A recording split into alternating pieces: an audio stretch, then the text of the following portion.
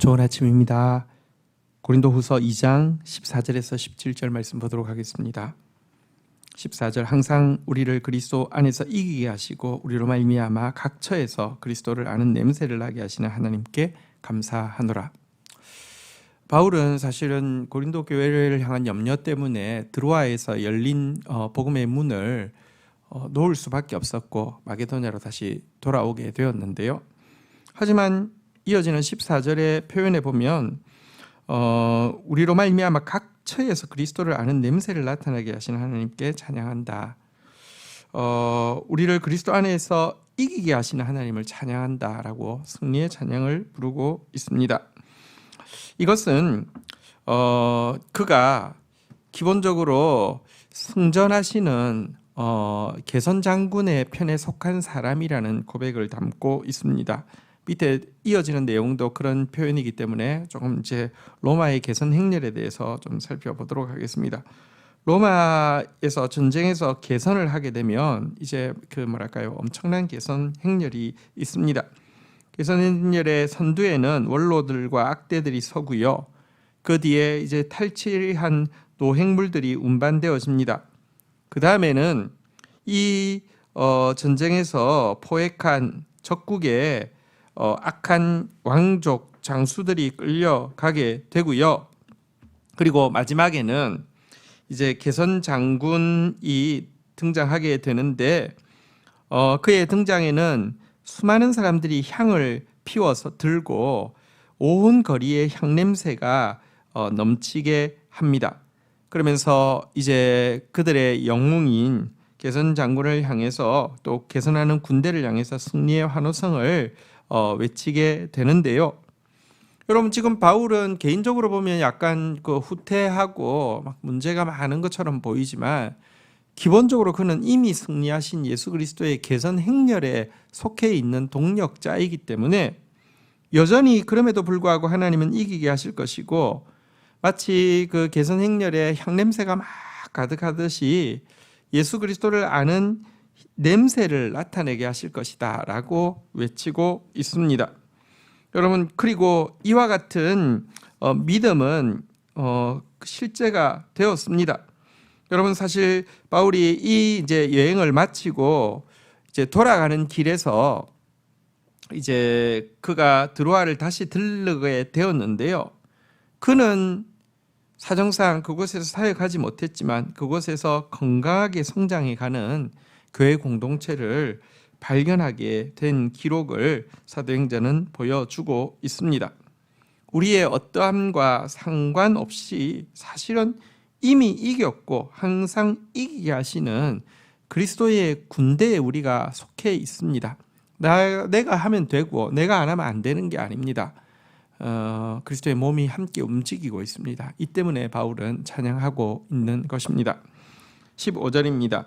우리는 구원받은 자들에게나 망하는 자들에게나 하나님 앞에서 그리스도의 향기니 16절 이 사람에게는 사망으로부터 사망에 이르는 냄새요 저 사람에게는 생명으로부터 생명에 이르는 냄새라 누가 이 일을 감당하리요. 자, 앞에서 설명한 개선 행렬을 한번 좀 보도록 하십시다.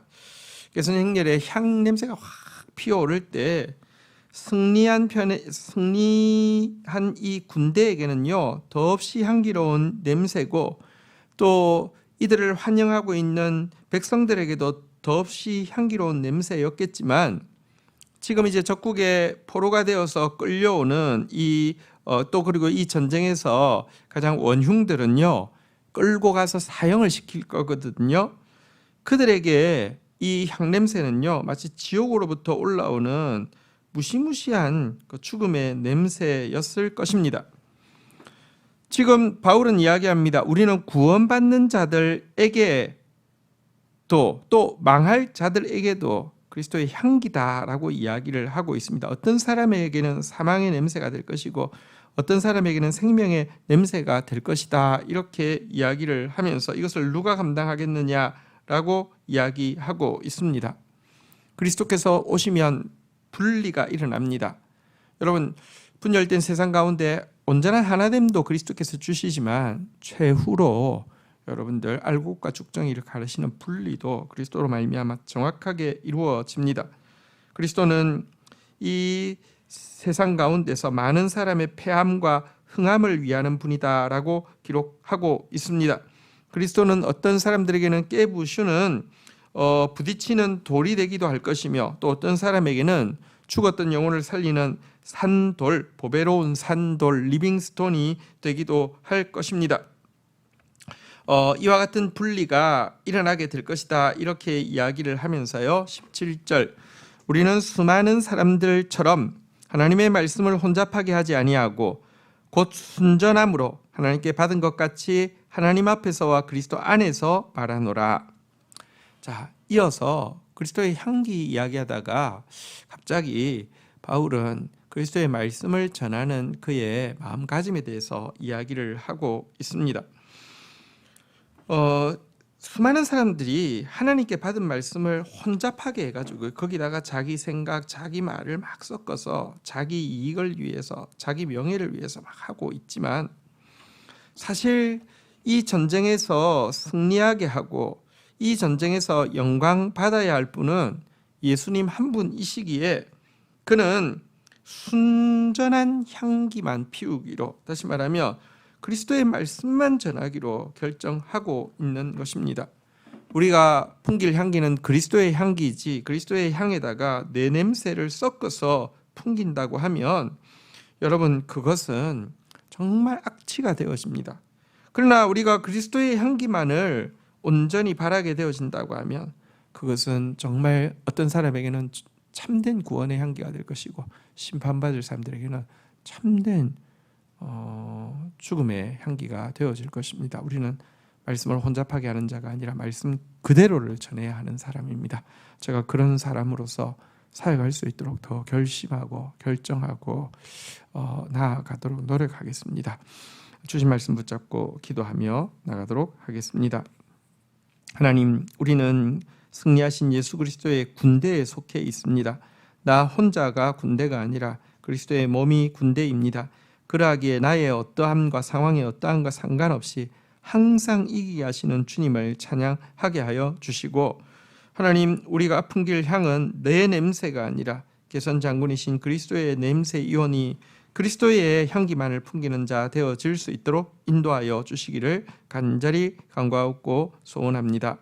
하나님, 우리가 그리스도의 향기를 풍기게 될 때에 구원받을 자에게는 정말 구원이 임하게 될 것이지만 또 심판받을 자에게는 심판이 임하는 분리가 있을 것이라고 하였습니다.